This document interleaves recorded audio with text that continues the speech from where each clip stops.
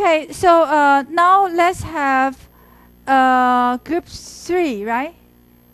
The one who, the group who, which produce the setting. To explain how you produce it, how you would produce it on the stage. First, we will find a cardboard and draw the windows.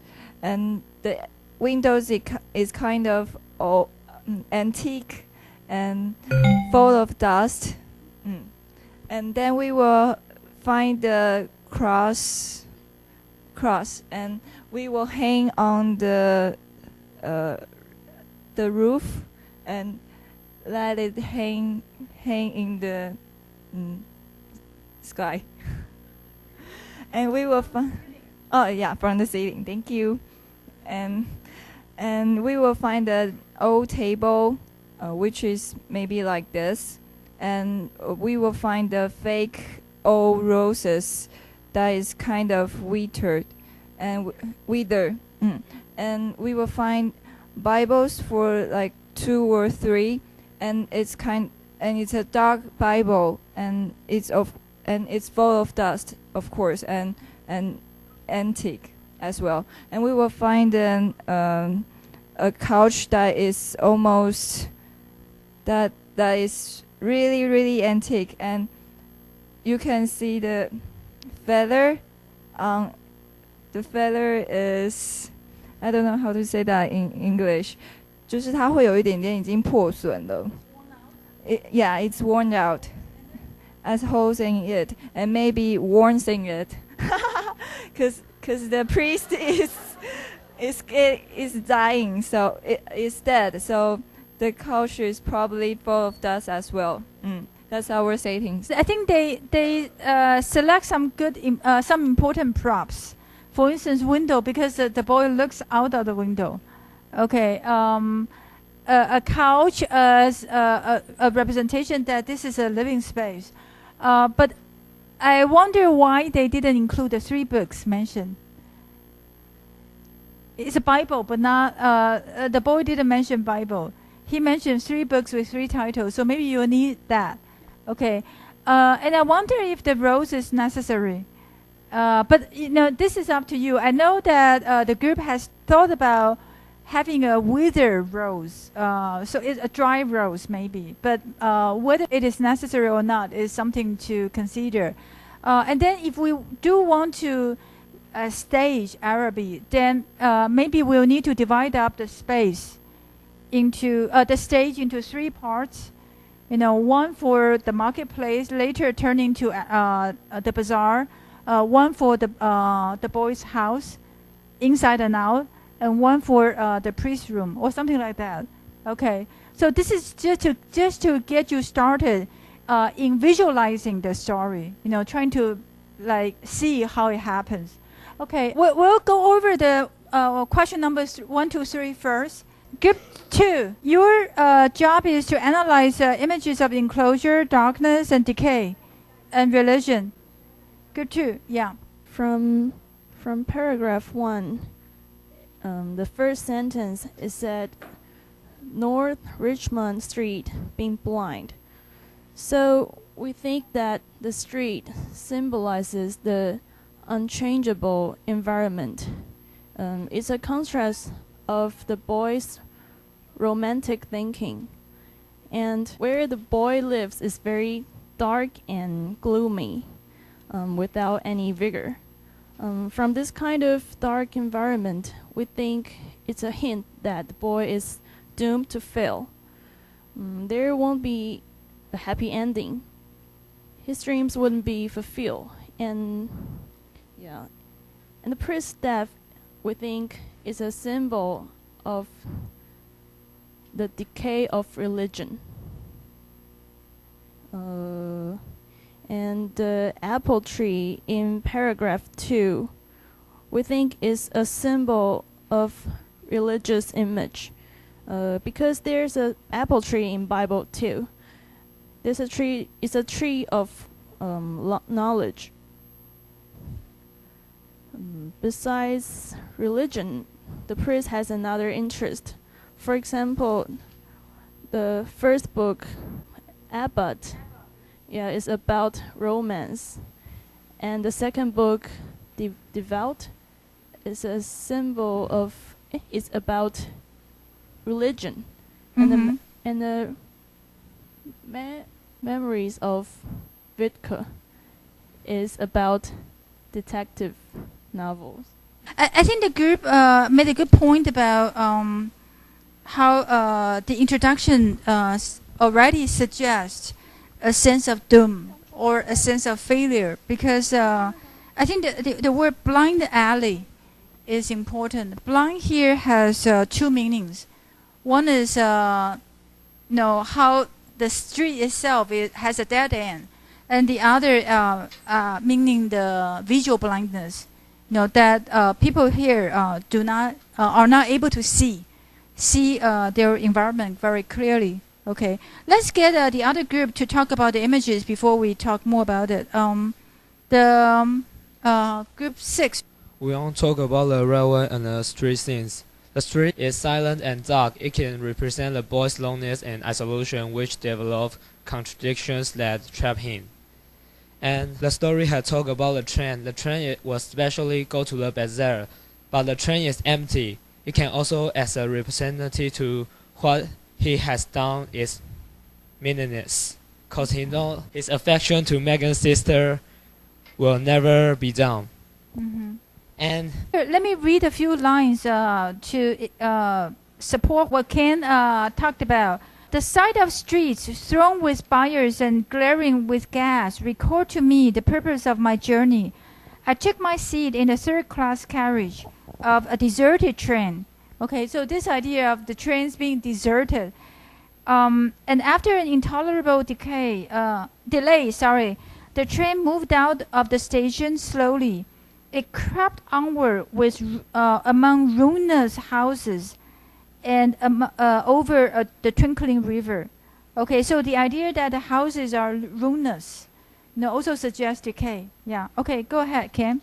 because the boy was affected by his religion, so every time when Megan's sister appears, it will always become the light in the darkness. His figure, like the sentence, her figure defines by the light from the half-open door.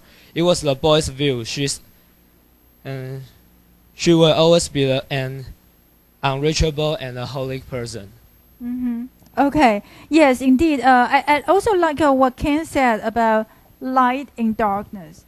So it seems that the girl is his only dream, his only possible way out of the overall confinement. Yeah, but it's just a pity that the girl herself is actually not the solution. Yeah.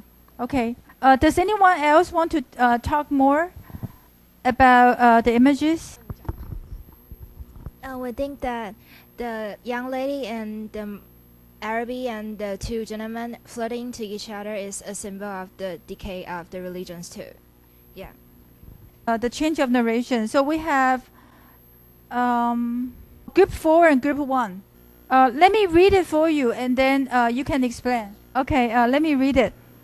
Her image accompanied him even in places the most hostile to romance. On Saturday evening, when his aunt went marketing, he had to go to carry some of the parcels. They walked through the flaring streets, jostled by drunken men. I'm scared. And this is a soap bubble, right? Okay. And bargaining women. Amid the courses of laborers, the shrill litanies of shop boy who stood on guard by the barrels of pigs' cheeks, the nasal chanting of street singers who sang Come all you about old Donovan Rosa, or a ballad about the troubles in their native land.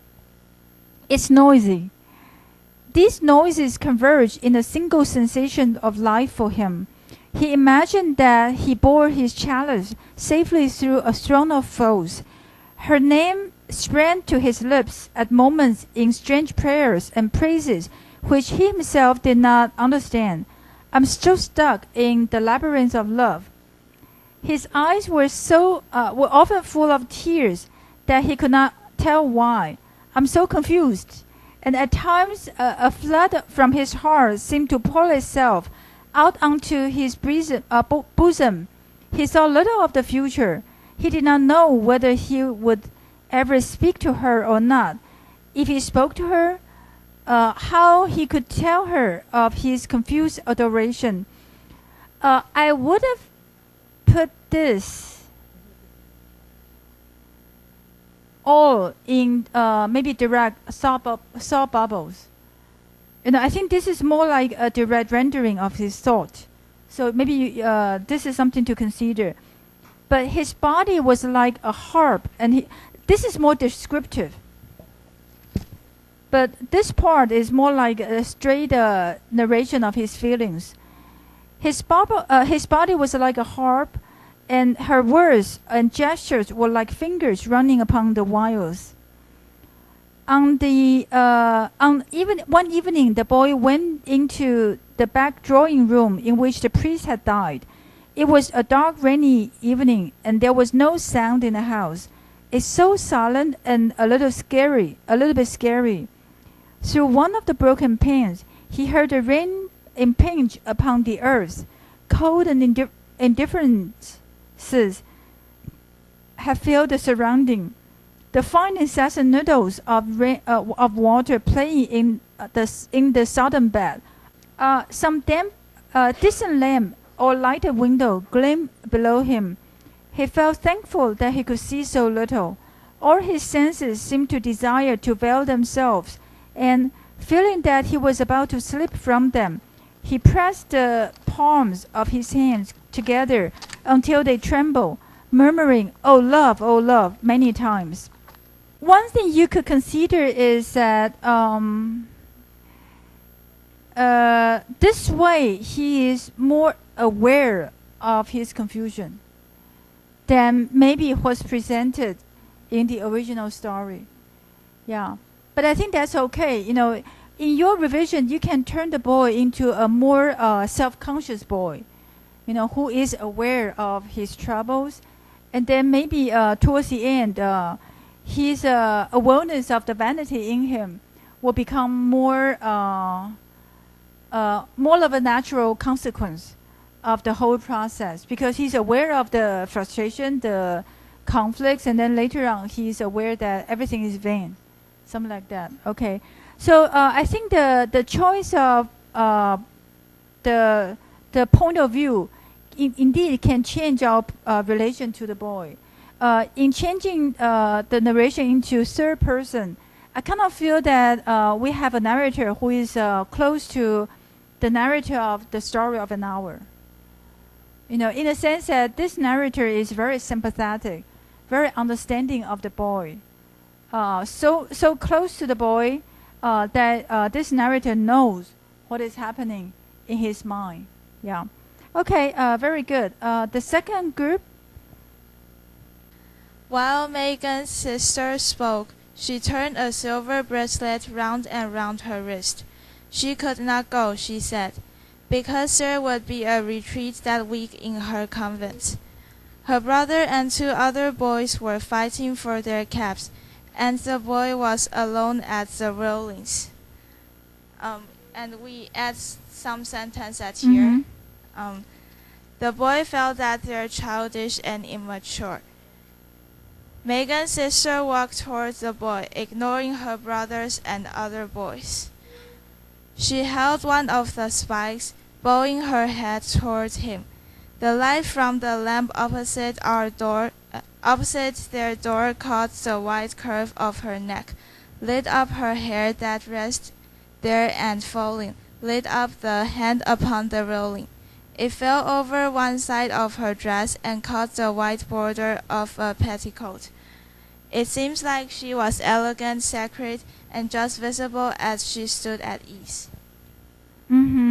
Okay, very good. These are both very good attempts